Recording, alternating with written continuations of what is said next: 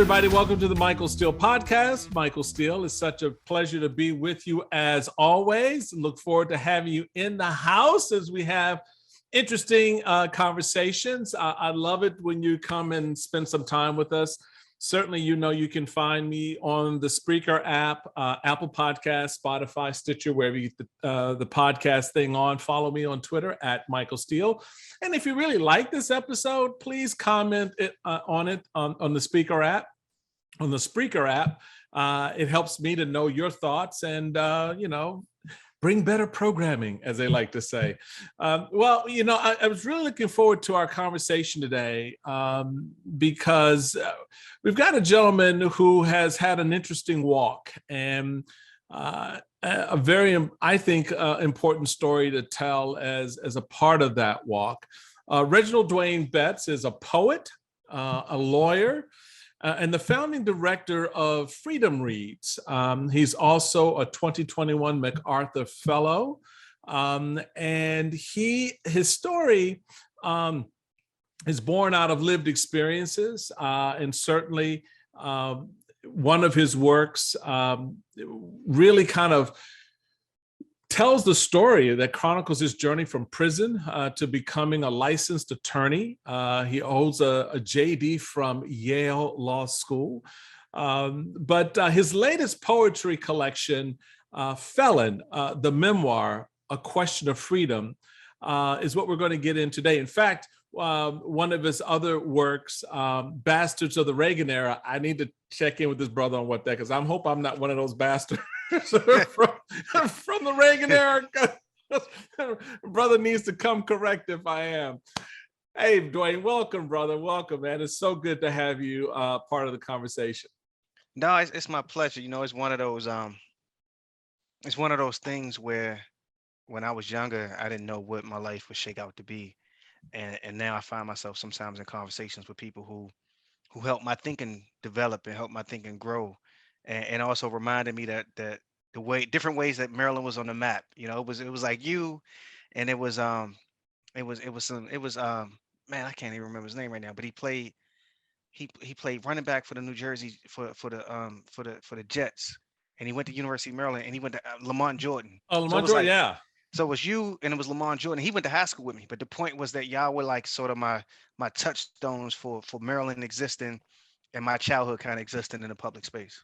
Well, no, I appreciate that, brother, and I appreciate you because you some people would say, you've done the impossible and you've done the difficult, and I take a different view. You've done what particularly Black men have always done. You've managed to make it work. You've managed to find that space despite the obstacles and the predefined chart for your life, and write your own story in your own way. And that's what a lot of the work that you've done and the poetry that you write is about. But then you sort of encapsulated in Freedom Reads. What is Freedom Reads? What is the inspiration behind it? And how does it connect today for you?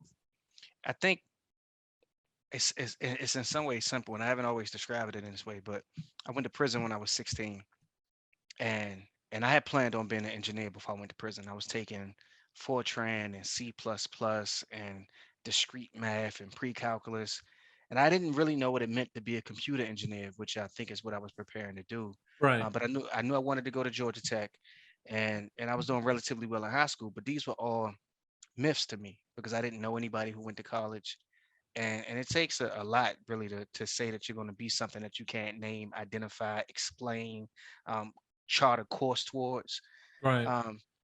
And I didn't, if you would have asked me if I could chart a course towards prison, I would have said yes, but I would have said, who would want to do something like that? Right. And yet I carjacked somebody and follow a path that's relatively well trodden for some of the folks in my community, not the majority, but for some folks it was well trodden, and I understood it and knew it and knew to avoid it, but didn't. And I remember after being sentenced to 9 years in prison, I was 16. I just knew that it was important intuitively to want to be somebody, right? And I told myself I would be a writer, and I had no idea what that meant. I had no idea. If you would have asked me what kind of writer do I want to be, I wouldn't have been able to answer. If you would have said poet, novelist, nonfiction, I would have known none of those things. I had never read the New Yorker. I had never read the New York Times Magazine. I had read Walter Mosley. I had read Sherlock Holmes. But the point is that I made this decision to do something, and a conduit for me to figure out how to do that thing, and a conduit for me to remember that I could be more than what I was in terms of a 16-year-old convicted felon, came through literature and came through books. And we Mm-hmm. talk about a lot about criminal justice reform, and we talk a lot about advocacy, but a lot of that work is centered towards changing policies that take forever to change. And a lot of that work is centered towards making rhetorical flourishes that aren't even motivated by policy change. Freedom Reads is a project that says, what saved me was books. And I spent time in 5 prisons that didn't have books. And I had people around me when I was in prisons with libraries who were afraid to go to the library because they thought they might get hurt from the stretch from their housing unit to the library, or they wanted to play basketball and we didn't have an appropriate amount of time for recreation and library services, or they worked 9 to 5s. People work 9 to 5s in prison. I worked several 9 to 5s in prison. Some of those I chose to do because they put me adjacent to the library, whether it was working in a law library or working as a GED tutor. But the point is, recognizing that some people don't have access to those books, I wanted Right. to solve that problem by giving folks access to books and beauty. So one, we build these libraries, they're micro libraries. We had a shelving system that was designed by Mass Design in collaboration with us and people from the DOC, but it's beautiful. And it allows you to have this hardwood, natural, handcrafted, set of objects in a space that you look out on from your cell or from your bunk every day. And you could get these 500 wonderfully curated books that came out of my mind, but out of the mind of so many people that I know and admire and have had the good fortune of talking to. That's powerful, man. I mean, and to create that space for uh, self improvement, learning, understanding, just growing, is so important because a lot of folks come into the conversation around prison, especially in the prison reform piece, and I often feel they kind of missed the boat. It's almost like it's oh, we're going to rehabilitate. We're going to go. We're going to fix the men or the women in the system as much as they are about fixing the system. And a lot of times, and you just really kind of prove the point. People will fix themselves if given the right tools under the right circumstances and situations.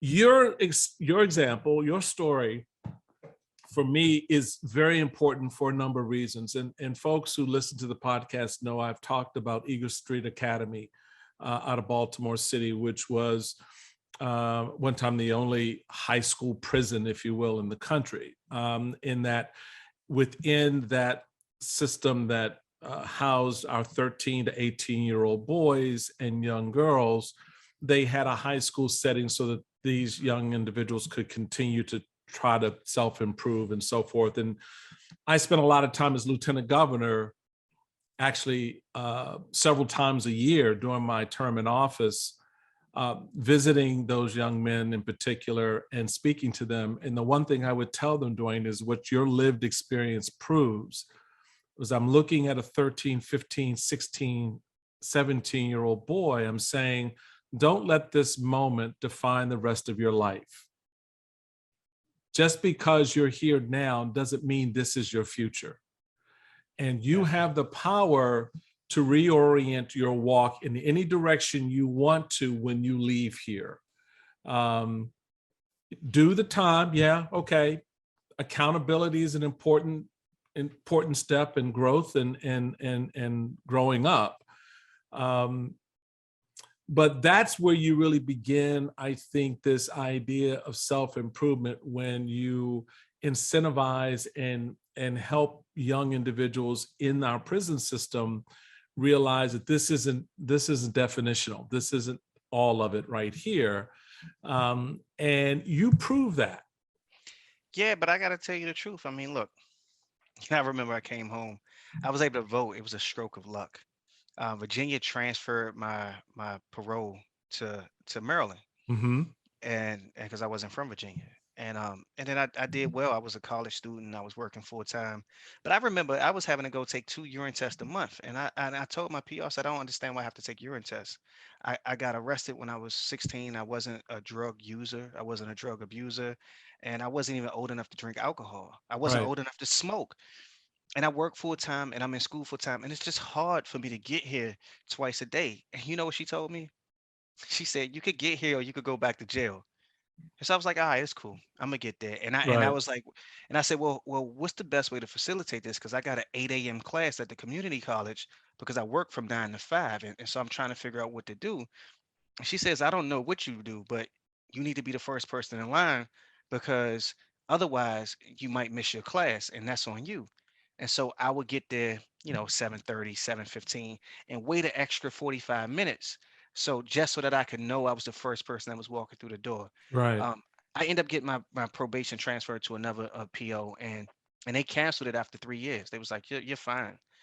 You're good. We think you're in college. You're doing great. You don't cause us any problems. And because I got it canceled, I was able to vote. But the point is, so much of these decisions were happenstance. And I was just fortunate to have it transferred from one person to another person who was willing to think, I'm going to these people and I'm saying I need to go to this poetry workshop. Is it okay? I never heard of a poetry workshop. Right. And they don't think that I'm gonna make the connections that lead me to get a fellowship at Harvard to write poems. And it's just that I got the right young PO that said, I have no idea what you're talking about. And it makes little sense to me. But you telling me that the PG Arts Council gave me $1,500 to Yeah. fly Yeah. to Massachusetts. And this was the start of I met a poet who said, you should go to graduate school now. And I was like, but I don't have an undergraduate degree. She said, you're good. And if you want to write, you could write and you should go now. So my point is that when I say it's happenstance, is I ended up going to graduate school at the same time I went to University of Maryland. So I did. I got a full tuition scholarship to both institutions at the same time. But it was almost happenstance. It was just knocking on a lot of doors and accepting a lot of people telling me that I am only the thing I was when I pulled the gun on somebody at 16. I mean, even Howard University, I had a full tuition academic scholarship. They didn't read my application. I put my heart on the page and explained to them that I wanted to go to Howard because no matter what anybody else said, the community that I hurt the most with my crimes was not Fairfax County, Virginia. Although I'm Right. sure that I hurt that community and my victim and his family and their families, right? But I was like, I hurt my community because my little cousin went to prison 2 years after me. I had friends who went to prison after me. I was a Hmm. part of the sort of group of people who set a model to say this is what's possible. And I was like, I want to go to Howard to say that something else is possible. Because my scholarship was guaranteed, nobody even read the essay. And then when I went to sign the paper to accept admission, it was a box I had to check. Yep. And when I pulled them into the room to talk about the box, my Yep. scholarship disappeared. They Yep. never told me no. They just never talked to me again. Yeah. And so I went to University of Maryland and I got a full tuition academic scholarship there. And I graduated and was the commencement speaker. But again, it's like, how do you focus on both parts of the story?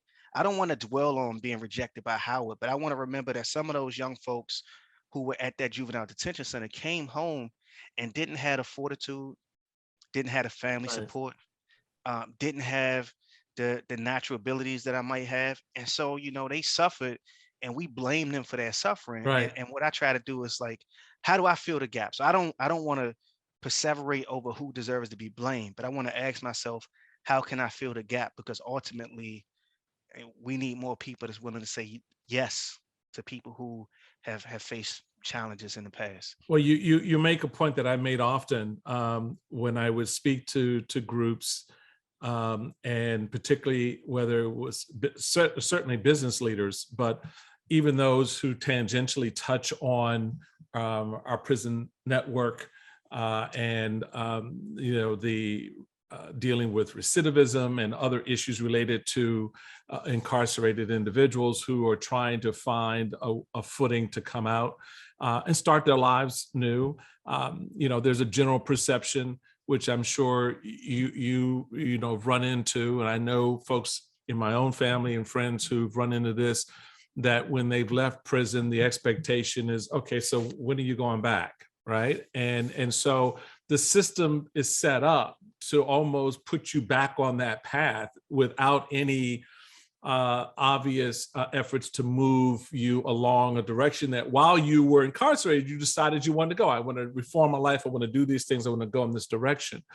You raise an interesting point that I'm curious about, in that, in dealing with your PO and in dealing with the system and those in it who seemingly at every corner were, okay, well, I don't care how you solve this problem. You just need to go figure it out. What was it that kept you focused in the face of a PO telling you, well, you just better be the first in line. And I don't care if you got a 9 a.m. class. If you miss this or you don't do that, you're going back to jail or whatever. Sort of tearing down the dream and the expectation of the dream, as opposed to helping you figure out a better way to move towards that dream. And in the end, you ultimately did. But to your point, there are those who come out who don't. How did you face that? To be honest, I had one, I do think part of me heard them and thought, I gotta make sure that the world's understanding of me doesn't comport with this thing that they're saying. Now, I went to prison when I was a kid, and when I got sentenced, I had a bunch of family members, 2 or 3, 4 people that testified before the judge begging for mercy, explaining that I committed the crime because I didn't have a father in the house. And my mom was in the audience. And she didn't speak for me that day. She say she had bronchitis, and I know she gets bronchitis, but the truth is that, broken heart could steal your voice Right. sometimes. And I remember, I was a fool, right? I'm 16, think I know everything. And the judge says, "Do you have anything to say?" And I stand up and I say, "Well, Your Honor, I didn't commit the crime because I didn't have a father in the house." Now, I don't fully know why I did it, and I apologize and I apologize, Mm-hmm. but I wasn't willing to walk into a room and have somebody take the blame for my failures, and I really wasn't willing to do it because essentially that argument was saying that my mother wasn't enough. Right. And so Right. I come home and when people are like closing doors in my face, or even when I'm just trying to figure out how to deal with the world, because my peers are also, the people that I want to be around have college degrees. I'm Right. 24. I'm in community college. They're like, and then you meet a stranger and they're like, "Yo, what are you doing with your life?" And I'm like, "Oh, I work at Karibu." And they like, "You work in retail?" Retail, You right? and I'm like, "I like my job, right?" So one of the things I did, and it probably started with Karibu. I met Yale Glover, who was one of the owners of Karibu, and he Mm-hmm. was selling books at Bowie State. And he had all of these books up, and I read all of them. We just kicking it about books. And he's like, "Oh, where'd you go to college?" And I'm like, "Oh, no, I ain't go to college." He's like, "Oh, so where you at? Where you go? You about to graduate?" I'm like, "Nah." And he looked young. And mind you, I just got out of prison. So I haven't even, I've been in prison since I was a child, and prison preserves a lot of dudes inside. I have Yeah. no sense of what age is, right? Right. And so I think Right. that I think he's my peer. So I'm like, I ain't got to be ashamed in front of him. So I tell him, Right. "Man, look, I just got out of prison. You asking me all these questions about college, right?" And he say, "Oh, so you a poet?" And the question blew my mind Right. because out of everybody I met when I first came home, this was sort of like the first person that pivoted from prison to possibility. And I ended up getting this job at Karibu, and it opened my eyes to a lot. But the point is, what pushed me away from just being taken down by those no's was desiring to do something that would make my mom proud. And in some ways, I've done it, and in some ways that in doing it, I have like just not been the best son. I've been sort of singly motivated um, to make myself into somebody, and that meant that my mom probably would, she wouldn't say this, but she might have lost me twice. She Yeah. lost me to prison, and then she lost me to everything I've done to try to make up for prison, which has led me to move from Maryland to Boston to New Haven. um, Such is life. How does she see that? uh, I Those don't know. those those two those each side of that coin of that is her son. The prison side, the 16-year-old boy, and as you aptly put, the preservation of that child during that time, you know now out, and now in this position where you are winning awards, you are a Yale trained attorney. You have written expressively through poetry about life. How does she process that for you? I think I was on the front page of the Washington Post in like 2006, right? And they were doing I started a book club at Karibu Books called Young Men Read. Right. When the reporter was fact checking it, I told her, she said, "Did you graduate from high school?" I said, "Yes." And she said, "Where?" I said, "It's complicated." Because I got my high school diploma when I got locked up. I was able to transfer to a Virginia school and essentially skip the 12th grade and go to prison. And so when the reporter found this out, that I had these extra credits and I was able to graduate early, she really wanted to write about prison. But I was like, nah, my mom had to deal with me being in prison for 8.5 years, and I don't want that to be what I'm known for once free. And so after 2 weeks of going back and forth, the reporter killed the story. And then Lonnie Parker, who was the person who passed it to her, I ran into her again and she asked me what happened. And I told her that my mom didn't want the story to run. And so she said, "Can I talk to your mom?" And she talked to my mom. And I don't even know what that conversation was, but Lonnie ended up picking up the story and doing it. And it was on the front page of the Post. My mom called me crying. She was like, "I thought it was going to be in the back of the Metro section. It's on the front page." And I was like, "I didn't know." But when you ask me what does my mom think about it, I think that was the first moment where my mom thought that what I might become was as important as, and not just to her, because what I might become was always important to her. But at that moment, she thought that what I might become could be just as important to the public. And then, this is 2006. I hadn't even really been home for just a little more than a year. After that, I think that when she thinks about what I've done, she felt like she had to share some with prison and she has to share some with the world. And I'm certain she feels better sharing her son with the world than she does sharing her son with prison. I'm sure she does. So let's get into the poetry. Want to go with the Lord might have given him wings. And it goes just a little bit, folks, to give you a feel of Dwayne's touch here. There was something wrong with him, our poor thing. And if prison is where Black men go to become Lazarus or to become Jonah, this kid must already have wings. They call it inevitable, everything after that hour's confession, the silences and walls that drown the living. And what of his victims? Their skin as dark as the night. No one calls him. No one calls him kid. The arms he slides in a sweater for protection against the cold, slender enough to fit in the fist of a large man, is what I mean. His hands large enough to grip the black of the pistol, to squeeze the quiver of a trigger. The holy have left, we know. And the kid, his halo, a mess of hurt, the daffodils of poverty and the ones who abandoned him. His sentence, a cataclysm of the guns he pulled and the dirt-shrouded dead teenagers in cities he's never known, where they name mass incarceration.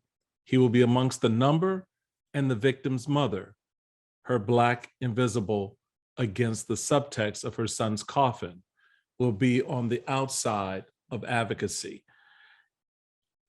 Just that part of it, when I read it, I could visualize so many different scenes of not just your life as I could imagine it in your words, but the lives of a Trayvon Martin, for example, my own sons. How do you come to capture that in the poetry? Because that's work, folks. That is work. Yeah, I think actually, and I tell and forgive people, my reading of it. I know, no, it was good. It was good. I was trying, but yeah, go ahead. I tell people that I learned how to think by writing, and I might not be as compassionate or even eloquent or even able to notice the broad range of things in the world when I talk, because I got priors that might lead me to move in one direction. But when I sit down and write, I have to try to take it all in. And so, that particular poem, I mean, I was thinking about the fact that many of the victims of the crimes that I committed or the people I know committed look just like me. Yeah. And a lot of times, we have, so one of those scenes about his mother, the subtext is her son's coffin, and she is on the outside of advocacy. I represent men right now, trying to get them out on parole, and I deeply believe that they've served enough time in prison. And I also understand that it's the mother of somebody's child who is gone that is on the other side of this conversation. And I'm thinking about that poem is me thinking about, if I acknowledge that, then what does it demand that I do? What is it demand that my friends do? The people that I work with and I try to get out to. And that poem is just trying to be as complicated as the world is. And Mm-hmm. actually, one of the reasons why I love poetry, so much more difficult to do in prose, and writing Yeah. for any mainstream publication, is poetry allows you to not have an answer. People always want to Right. say, what do you mean? And it's like, what if what I mean is that it's complicated? What if what I mean is that at the end of the day, I got another poem in there that says, and we were um and we were and we were too tired to be beautiful. And what does it mean? Like, and we was too powerless to stop it, Mm-hmm. and too tired to be beautiful. Which is a kind of admission that I think that we don't often say publicly, and so we keep imagining that we had the answers, and so we end up not doing the work to really figure out some of the more complex answers around crime and violence and incarceration. It doesn't become a part of the public discourse in a way in which the critiques of the system do, or the critiques of the people do. Poetry collection is Felon, the memoir, A Question of Freedom, and the author and imaginer, if you will, is Reginald Dwayne Betts. We're going to take a quick break, and when we come back, we'll have more with this incredible author right after this. Welcome back, everyone, to Michael Steele Podcast, and want to re-engage in our conversation with Reginald Dwayne Betts and his new work, collection of poems, Felon, the memoir, A Question of Freedom. So as you were talking about before we went to break, how a lot of times we don't come with honesty with about the situation, the circumstance, the condition, and we're too tired. And we're not willing to admit how tired we are. And that tiredness is probably related to, okay, here we go again, another scenario, another moment, another thing that's just like the one before it, and we sort of give up in the process. But you don't, and you didn't. You found a way, despite the circumstances, to pull yourself through this, and not give up and give in to the traditional notion that, well, this is all I can do and I can go no further. How did you get to a point where you became comfortable enough to talk about your incarceration, to talk about that period, and to put it in words that, generationally speaking, will last time? I mean, that's the beauty of poetry. Like a lot of different writing, it will speak in a different moment from now. And how did you get comfortable creating that space? It's interesting because when I was in prison, so I got locked up in 1996, which is pre-laptop computer, Right. pre-iPhone, basically pre-explosion of the internet. And I came home to a completely different world. But when I was inside, I expected to leave prison completely behind when I came home. Nobody was talking about uh, prison reform, really, Mm-hmm. in any kind of robust way that I heard while I was in prison. And my family wasn't hearing it. It just wasn't a subject of conversation. Virginia had you know, got rid of parole like many other states in Right. the early 90s and the mid 90s. And so I thought that I was in a time warp, and that my duty was to do my time and survive and leave all of it behind me. I had no intention of ever talking about prison. I had an intention of going to college. I went to the University of Maryland Like I came home on March 4th. In April, I was in the counselor's office at University of Maryland. And he was like, I was like, yeah, I'm trying to enroll. And he said, okay, but we already got the class of 2009 chosen. And I was like, that's cool because I want to go now. Remember, I got locked up my junior year of high school. So Right. So you I didn't even understand the language of a class because I wasn't a part of a class. And he said, no, but we've already chosen I was like, I want to start now. He was like, no, we've chosen the students. He was like, we're already in the second semester. I was a high school student the last time I was in school. I was like, what is a semester? Right. And he's sitting there looking at you like, why are you not getting what I'm saying? Right. And then I get frustrated. And I say, you know what, man, look, I wasn't going to tell you this, but I just got out of prison. I got locked up when I was 16. I did 8 years. And I told my peoples I was going to go to college. I told myself I was going to go to college. So I'm here. And he looked at me and said, oh, how old are you? And I tell him, he said, well, look, you don't have to take the SAT test. I was like, that's not my biggest concern, On But the he was list like, of priorities. right. He was like, SAT. but they only do the test in a certain time of year. And this means that since you don't have to take it, you could start in August. I was like, great, I can start here. He was like, no, you can't start here, but you can start at community college. And that's how I ended up going to community college, right? And so what happens is then I go to community college and I take this test and I tested in honors English, but you got to get a teacher to sign off on it. And I go to her class and she's like, her name is Dr. Melinda Frederick. Her name is Dr. Melinda Frederick. She says, yeah, for somebody who's so smart, why are you starting school so late? And I wrote the first article I wrote was about being a juvenile about juveniles being locked up in prison with adults. And I Right. published it and I would carry it around with me just in case I needed to prove my intelligence. I thought having a published piece of writing proved something. Right. And so she says that, and I show her the piece, and I tell her, look, I was in prison, but I'm a writer, and I'm just trying to go to school. And she was like, you must have did something that was really crazy to go to prison at 16. And I was like, yeah, maybe. And so she signs the paper, and I go to community college, and then I met Yao, and I end up telling Yao. And again, I don't want to tell these people, but like, I was terrified in prison, but I stayed in general population. I met friends. I was loved in prison too. I got a lot of friends that I met in prison. So I was just like, I wasn't willing to keep constantly erasing that past because Right. I didn't have anything to fill it with anyway. And I just didn't want to like run from it. And the last time I told somebody I was in this class, I'm doing well. I got A's so far. It was Dr. Corey Haynes, and he taught African American history. And I'm in this class, and this kid is giving all of these cliches about men in prison, and about how we come home just to get locked back up again, and how we like spreading diseases. And I was like, man, you don't know what you're talking about. And I didn't say it that politely either. I was just like I know frustrated, you didn't. And he was like, what? He was Well, like, it's how you know? personal. That Yeah. point, it's personal. Yeah. And he was like, and mind you, the whole class is quiet now, And honestly, I come home when I'm 24, but I'm in shape. 24 looks like 20, really. Right. So they don't know me. And I say, because I just came home doing 8 years. That's how I know.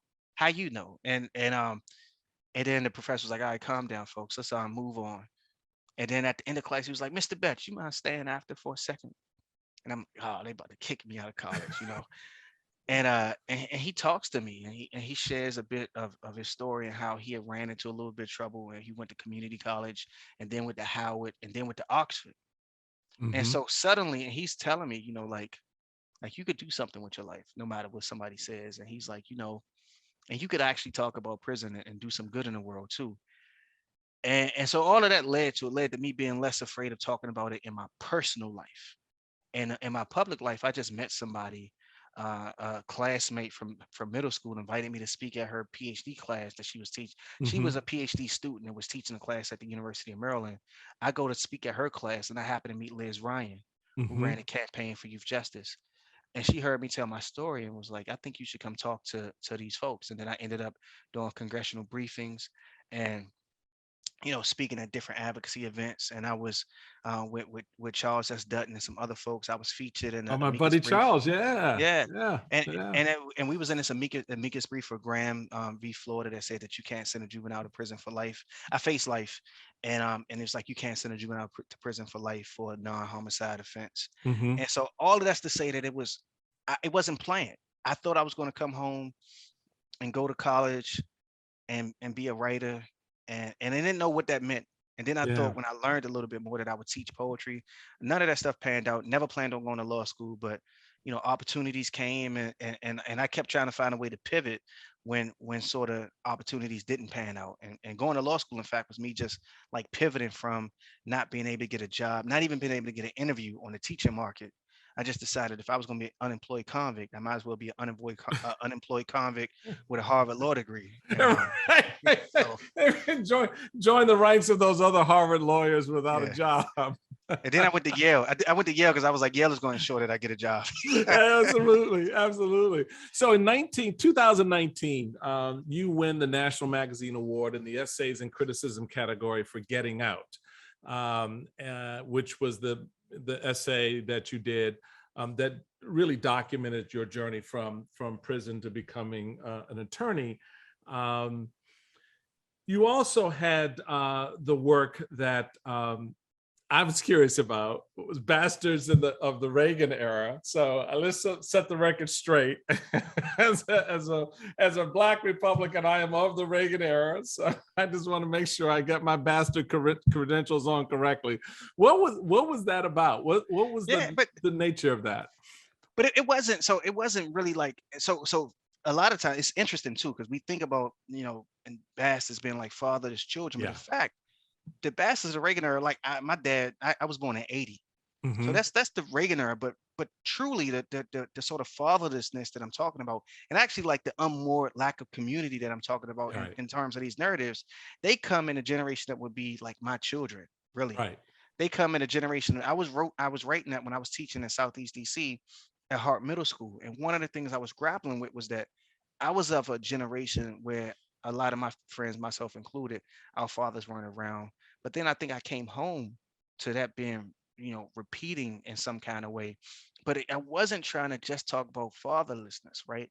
I had been at a museum and I saw they call it an elephant graveyard, but it's not really elephant graveyard because elephants ain't moving their bones anywhere. Right. And they found the same thing with woolly mammoths. And what it is when it's like some huge disaster that's about to happen, the reason why you find all of these giant animals in the same place is because they circle the young. That's right. And when a disaster falls, it hits everybody. Man, wasn't nobody arguing that I shouldn't go to prison because I got the potential of being a Yale lawyer.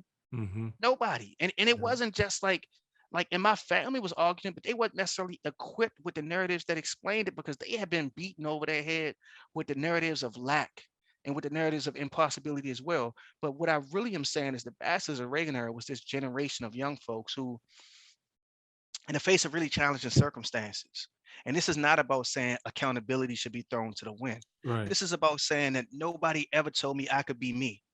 Right. And right. we should be ashamed of that. Forget the fact that because the way people try to make it better by saying I'm an exception. I'm not an exception. Right. I am just the one that I'm talking about my teachers. When I was a high school student at Suitland High School, was predicting that I was going to end up dead. Mm-hmm. And I had internal resources and a good household. Imagine what they said to people who had none of those things. Right. And right. So the story, it isn't even a critique of Black Reaganites. Right. It's not a critique of conservatives. Oh, I know.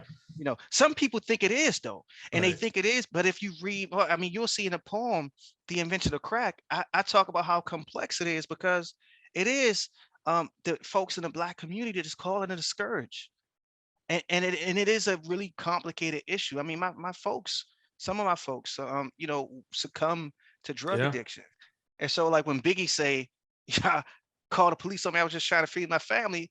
I'm like, I don't know. You was trying to ruin my family with drugs. It's right. More complicated than just, somebody calling the police on you because you was trying to feed your family. So with that collection of poems, I try to explore it in its complication like I do with all of my work. What before I let you scoot, what in this new work, Felon, what is it you want the reader to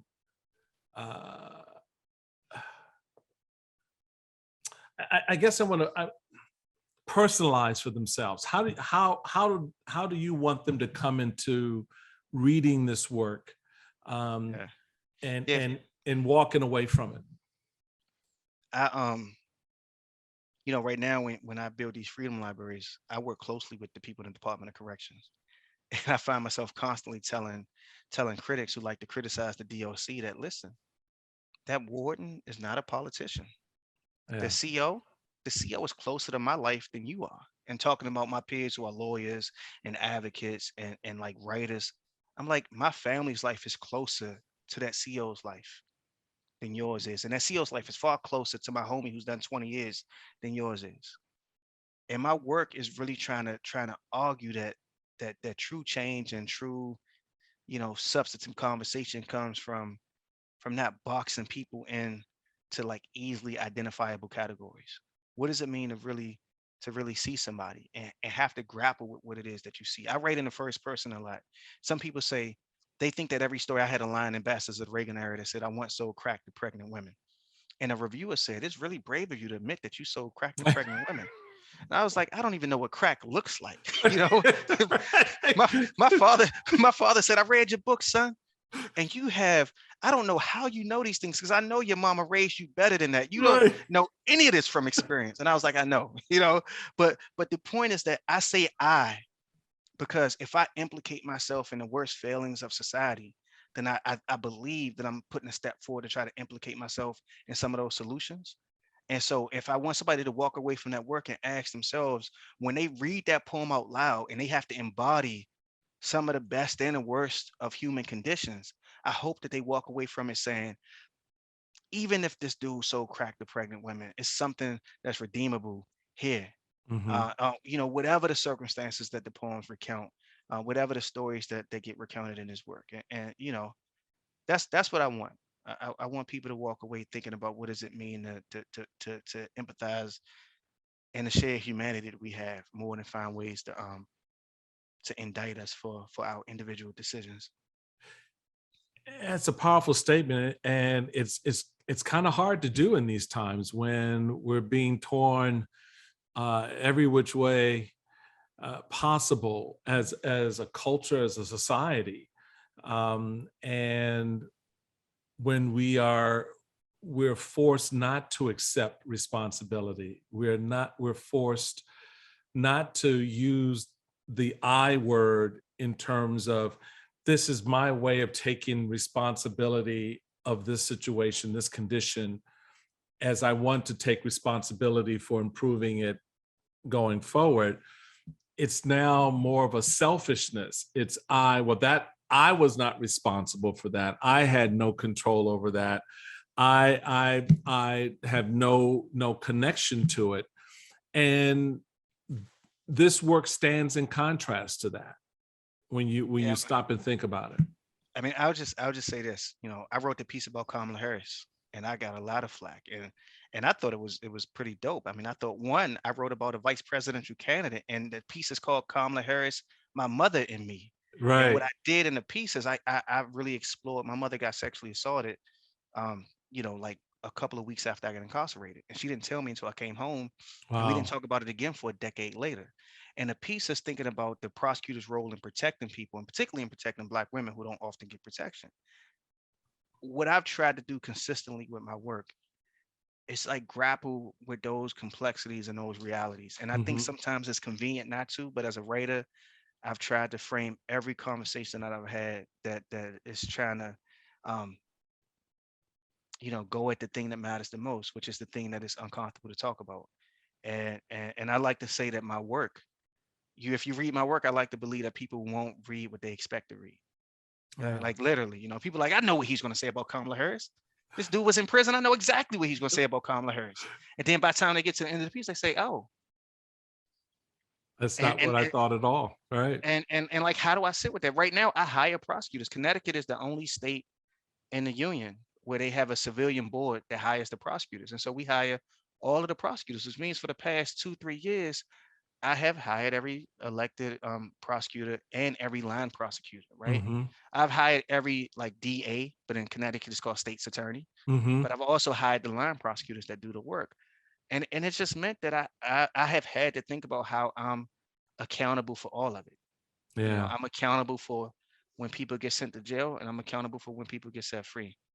And I think we could all do that, but it's a lift, and it means going against the grain a bit. So.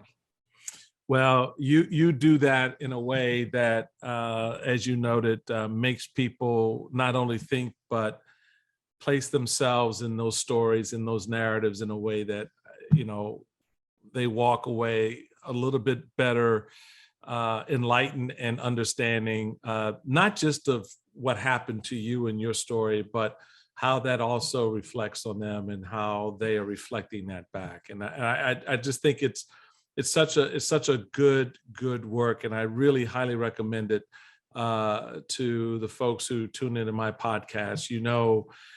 I try to bring brothers and sisters who are cutting edge in a way that forces us to hold the mirror up and hold it closer. Sometimes people hold the mirror up and it's out like, yeah, and they be having bad eyes too. right. They got bad, so they hold the mirror up and it's extended. But when you extend your arms out and you hold the mirror up, you got all this other stuff that the mirror is capturing that you can look to and explain away. But when you're holding it close, it's just your face, baby. It's just you. And Reginald Dwayne Betts makes us hold that mirror close in his latest poetry collection, Felon, the memoir, A Question of Freedom. Thanks, man, for coming in and sharing a little bit of yourself and your journey with all of us. No, it was a pleasure. Like I said, you didn't make me want to run to be a politician, but you made me know it was possible. And so I appreciate that. I didn't scare you away from it, right? Yeah, no, I was inside. I was like, man, I was like, I could be, and I thought Lieutenant Governor was really like the person that ran everything. I just knew that the governor wasn't. We gotta do. Yeah. Well, it's a pleasure, man. I appreciate the time. No, I appreciate you, man. And again, I recommend Felon, the memoir, Question of Freedom, to everyone. And we got an event at the National Building Museum on March 4th. So we talked about the Freedom Library, but on March 4th, I don't know when it's to air, but on March 4th, we have the actual structure of the Freedom Library, the actual thing that we build in prisons. It's going to be an exhibit at the National Building Museum, and we're going to have and reveal the 500 books that's in the collection for the first time. And the books range from, Black Boy, Richard Wright, to Faulkner, to Cervantes, to Toni Morrison, to Louise Eldridge, poetry, fiction, nonfiction. Got a little bit of romance in there, got some sci-fi, but it's a beautiful collection, and it'll get revealed for the first time on March 4th, 2022 at the National Building Museum from 6 to 9 p.m. Well, that's good to know. And this will come out a little bit before March 4th. But what we will do is we will put it back in rotation and promote the exhibit with that collection on March 4th as well. So perfect. I appreciate you sharing that with the audience. Again, check out the book of poetry, the collection. Also check out the work that you'll see at the museum. So I appreciate you, man, coming on. Like I said, it really is inspiring stuff. And anything I can do to help promote that, I'm all about it. So right. You keep it real as you do. Folks, that does it for this part of our conversation. We're going to have it again because we always do. And I love it when you tune in and spend some time with us. You can find us again on the Spreaker app, Apple Podcasts, Stitcher, TuneIn, Spotify, wherever you get your podcast on. Follow me on Twitter at Michael Steele, and definitely follow Dwayne on Twitter at Dwayne Betts. And straight up, you can also tag him to remind you to go check out the exhibit. And if you like this episode, please comment on it on the Spreaker app. It helps me to know how you feel about what I'm doing. As always, take care of yourselves until next time. Be safe, be well. If you haven't gotten the vax, do that. If you haven't gotten your booster, do that. And we're bringing down the masks soon. So there's hope, folks. There's light. There's light. Right. So until next time, later.